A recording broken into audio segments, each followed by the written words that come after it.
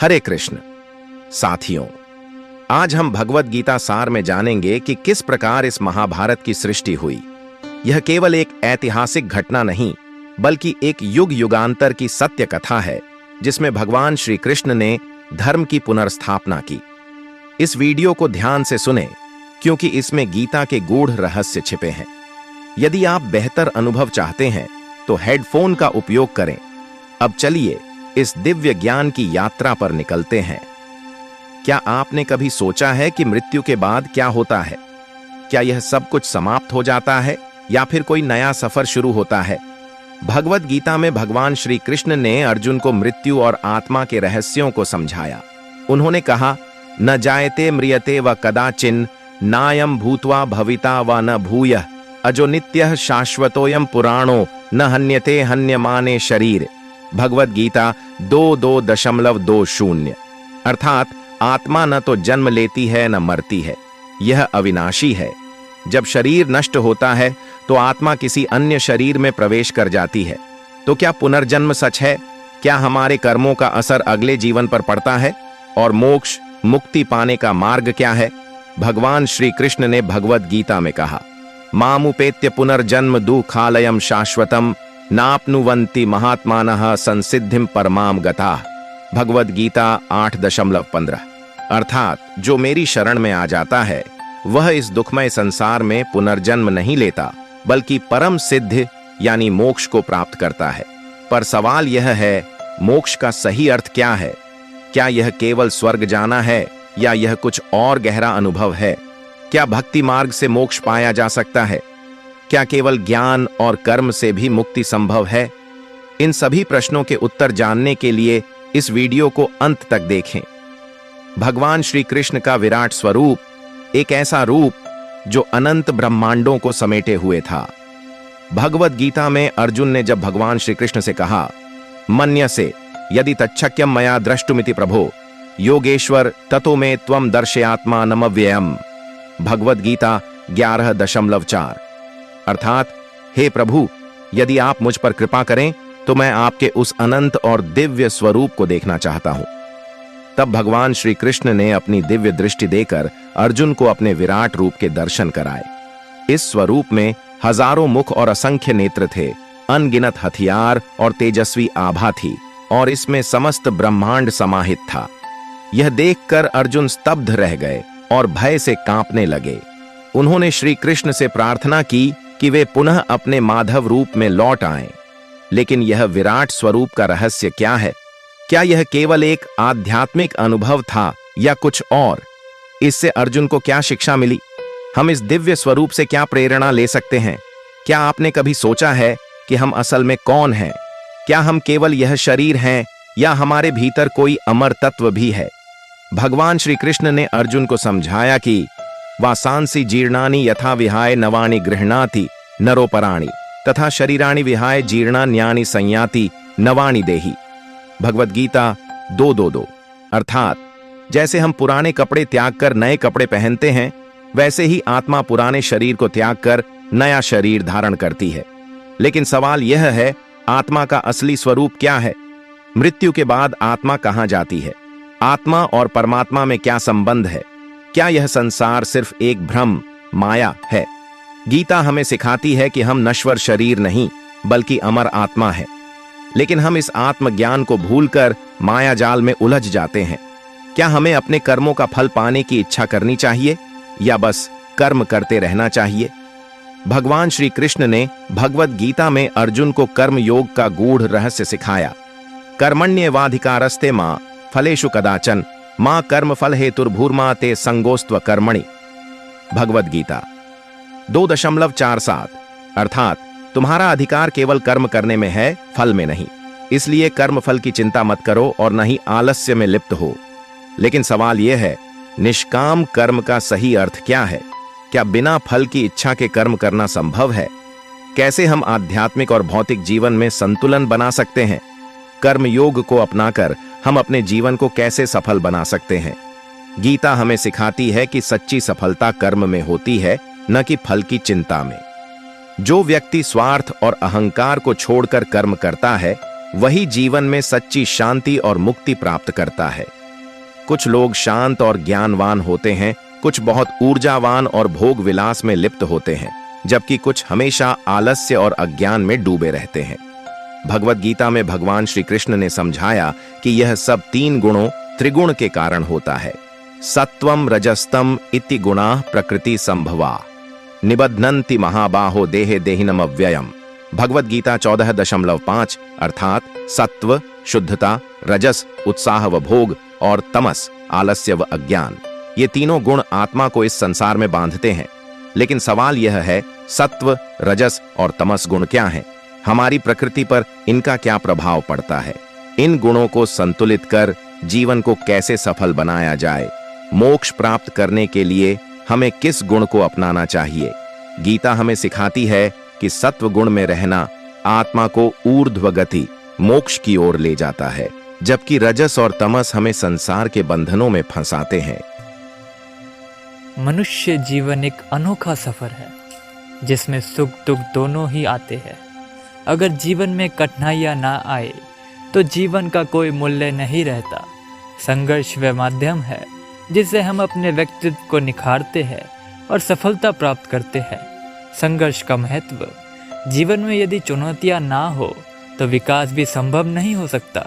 जब कोई व्यक्ति कठिनाइयों का सामना करता है तभी वह अपने अंदर छिपी शक्ति को पहचान पाता है। कठिन समय हमें धैर्य, सहनशीलता और आत्मनिर्भरता सिखाता है। यदि हम केवल सुख की अपेक्षा करें और कठिनाइयों से बचने का प्रयास करें तो हमारा मानसिक और आत्मिक विकास रुक सकता है। सुख और दुख जीवन के दो पहलू हैं जो सदैव परिवर्तनशील रहते हैं। जिस प्रकार रात के बाद दिन आता है, उसी प्रकार दुख के बाद सुख भी अवश्य आता है। हमें ये समझना होगा कि जीवन में स्थायी रूप से ना तो सुख रह सकता है और ना ही दुख। भगवत गीता में हमें कहा गया है, हे अर्जुन, सुख दुख सर्दी गर्मी जैसे अनुभूतियाँ क्षणिक है, वे आती जाती रहती है, इसलिए सहनशीलता के साथ उनका सामना करना चाहिए। सुख के लिए दुख आवश्यक क्यों? यदि हम बिना किसी कठिनाई के सुखी जीवन व्यतीत करें तो हमें सुख का सही मूल्य नहीं पता चलेगा। जिस प्रकार एक भूखा व्यक्ति ही भोजन का असली स्वाद ले सकता है, उसी प्रकार जिसने दुखों को सहा है वही सुख की असली अनुभूति कर सकता है। महान व्यक्तियों की कहानियां भी दर्शाती है कि सफलता प्राप्त करने से पहले उन्होंने अनेक संघर्षों का सामना किया। स्वामी विवेकानंद, महात्मा गांधी, डॉक्टर APJ अब्दुल कलाम जैसे व्यक्तित्व कठिन परिस्थितियों से गुजरे, लेकिन उन्होंने हार नहीं मानी और सफलता प्राप्त की। जीवन में संतुलन बनाए रखना हमारा लक्ष्य ये नहीं होना चाहिए कि हम केवल सुख की चाह रखें और दुखों से भागे। हमें दोनों को स्वीकार करना चाहिए और संतुलन मानसिकता बनाए रखनी चाहिए। जब हम सुखी हो तो अहंकार से बचे और जब हम दुखी हो तो हिम्मत ना हारे। जीवन को सकारात्मक दृष्टिकोण से देखें। जीवन में उतार चढ़ाव आते रहते हैं, लेकिन हमें हर परिस्थिति में सकारात्मक दृष्टिकोण बनाए रखना चाहिए। निराशा और असफलता को सीखने के अवसर के रूप में देखें। जब हम कठिनाइयों का सामना करते हैं तब हमें अपनी आंतरिक शक्ति और धैर्य का सही अंदाजा होता है। संत तुलसीदास ने कहा है, सुख के समय अभिमान न करिए और दुख के समय धैर्य न छोड़िए। इसका अर्थ यह है कि हमें जीवन के हर पहलू को समान रूप से स्वीकार करना चाहिए और हर स्थिति में अपने आत्मबल को बनाए रखना चाहिए। जीवन का चक्र निरंतर चलता रहता है। सुख और दुख दोनों ही हमारे जीवन के अभिन्न अंग है। हमें हर परिस्थिति को सहजता से स्वीकार करना चाहिए और ये विश्वास रखना चाहिए कि जो भी होता है वह किसी न किसी उद्देश्य से होता है। संघर्षों से घबराने के बजाय उन्हें अपनी प्रेरणा बनाएं और जीवन को पूरी तरह से जीने का प्रयास करें। अपने अंदर सकारात्मकता और आत्मविश्वास को बनाए रखें, क्योंकि अंततः व्यक्ति सफल ही होता है जो अपने संघर्षों को अपने लक्ष्य की ओर बढ़ने की सीढ़ी बना लेता है। मनुष्य के जीवन में परिश्रम का अत्यंत महत्वपूर्ण स्थान है। सफलता प्राप्त करने के लिए परिश्रम अनिवार्य है। बिना मेहनत के ना तो कोई महान बना है और ना ही कोई सच्ची सफलता प्राप्त कर सकता है। इतिहास इस बात का गवाह है कि जिन्होंने कठोर परिश्रम किया उन्होंने न केवल अपने जीवन को सफल बनाया बल्कि समाज और देश के लिए प्रेरणा स्रोत बने। परिश्रम ही सफलता की कुंजी है। भगवत गीता में कहा गया है, मनुष्य का अधिकार केवल कर्म पर है। फल की चिंता किए बिना उसे निरंतर परिश्रम करते रहना चाहिए। जो व्यक्ति मेहनत करता है वह किसी भी परिस्थिति में आगे बढ़ सकता है। परिश्रम के लाभ सफलता की ओर अग्रसर करता है। जो व्यक्ति मेहनती होता है वह अपने लक्ष्य को अवश्य प्राप्त कर सकता है। महान वैज्ञानिक, लेखक, खिलाड़ी और उद्यमी सभी मेहनत के कारण ही सफल हुए हैं। आत्मनिर्भरता और आत्मविश्वास बढ़ता है। परिश्रम व्यक्ति अपने आत्मबल के कारण किसी पर निर्भर नहीं रहता। वह अपने दम पर आगे बढ़ता है और अपने आत्मविश्वास को मजबूत करता है। संघर्ष करने की क्षमता बढ़ती है। कठिन परिश्रम करने से इंसान मानसिक और शारीरिक रूप से मजबूत बनता है। वह जीवन की कठिनाइयों का सामना करने के लिए तैयार रहता है। समय का सदुपयोग होता है। मेहनती व्यक्ति समय की कीमत समझता है और उसका सही उपयोग करता है। आलसी व्यक्ति जहाँ समय व्यर्थ गंवाता है, वही परिश्रम व्यक्ति से उसी दिशा में लगता है। संतोष और सुख की अनुभूति जब हम अपने परिश्रम के बल पर सफलता प्राप्त करते हैं तो हमें गर्व और संतोष की अनुभूति होती है। यह आत्मिक शांति का भी स्रोत बन सकता है। महान व्यक्तियों के जीवन से प्रेरणा महात्मा गांधी, डॉक्टर APJ अब्दुल कलाम, स्वामी विवेकानंद, अन्य महान हस्तियों की सफलता का रहस्य केवल उनकी मेहनत और लगन थी। उन्होंने अपने जीवन में अनेक कठिनाइयों का सामना किया, लेकिन कभी परिश्रम करना नहीं छोड़ा। परिश्रम के बिना कोई भी व्यक्ति अपने जीवन में उन्नति नहीं कर सकता। जो लोग कठिन परिश्रम करते हैं वे न केवल स्वयं सफल होते हैं बल्कि दूसरों के लिए प्रेरणा का स्रोत भी बनते हैं। इसलिए हमें आलस्य छोड़कर परिश्रम का मार्ग अपनाना चाहिए और अपने जीवन को सार्थक बनाना चाहिए। आत्मविश्वास मनुष्य के व्यक्तित्व का सबसे महत्वपूर्ण गुण है। ये वह शक्ति है जो हमें अपने लक्ष्यों को प्राप्त करने या कठिनाइयों का सामना करने और जीवन में आगे बढ़ने के लिए प्रेरित करती है। आत्मविश्वास से भरा व्यक्ति न केवल अपनी क्षमताओं पर भरोसा करता है बल्कि समाज में भी सम्मान प्राप्त करता है। आत्मविश्वास का अर्थ यह है कि स्वयं विश्वास रखना। जब कोई व्यक्ति अपने विचारों और निर्णयों और क्षमताओं पर पुनः विश्वास रखता है तो वह आत्मविश्वासी बनता है। यह गुण किसी भी कार्य को सफलता से पूरा करने के लिए आवश्यक होता है। आत्मविश्वास के लाभ, सफलता की कुंजी। आत्मविश्वास व्यक्ति को चुनौतियों से घबराने के बजाय उनका सामना करने की शक्ति देता है। आत्मविश्वासी व्यक्ति बड़े से बड़े कार्य को भी पूरे संपूर्ण और दृढ़ता के साथ करता है। निरंतर प्रेरणा, आत्मविश्वास व्यक्ति को आगे बढ़ने के लिए प्रेरित करता है। जब हम खुद पर विश्वास करते हैं तो हम किसी भी असफलता से निराश नहीं होते बल्कि उससे सीखकर आगे बढ़ते हैं। डर और संकोच से मुक्ति। आत्मविश्वास हमें डर और झिझक से छुटकारा पाने में मदद कराता है। जब हमें खुद पर भरोसा होता है तो हम अपने विचारों को खुलकर व्यक्त कर सकते हैं और अपने निर्णयों को मजबूती से ले सकते हैं। संबंधों में सुधार। आत्मविश्वास से भरे व्यक्ति का व्यवहार सकारात्मक होता है, जिससे वह अपने आसपास के लोगों से अच्छे संबंध बना सकता है। यह गुण हमारे समाज और जीवन को शुद्ध बनाता है। तनाव और चिंता में कमी। जब व्यक्ति को अपनी क्षमताओं पर भरोसा होता है तो वह आवश्यक चिंता न तनाव से बच सकता है। आत्मविश्वास हमें मानसिक रूप से मजबूत बनाता है। कैसे बढ़ाए आत्मविश्वास? तो अब ये प्रश्न उठता है कि हम अपना आत्मविश्वास कैसे बढ़ाएं? सकारात्मक सोच अपनाएं। हमेशा अपने बारे में सकारात्मक सोचें, नकारात्मक विचारों को दूर रखें। अपनी क्षमताओं को पहचानें, अपनी योग्यताओं को जानें और उन्हें निखारने का प्रयास करें। नए कौशल सीखें। ज्ञान और अनुभव बढ़ाने से आत्मविश्वास की वृद्धि होती है। स्वास्थ्य और स्वस्थता का ध्यान रखें। अच्छा स्वास्थ्य और उचित पोषक भी आत्मविश्वास बढ़ने में मदद करता है। असफलता से ना घबराएं। असफलता को सीखने का अवसर माने, इसे आगे बढ़ने का प्रयास करें।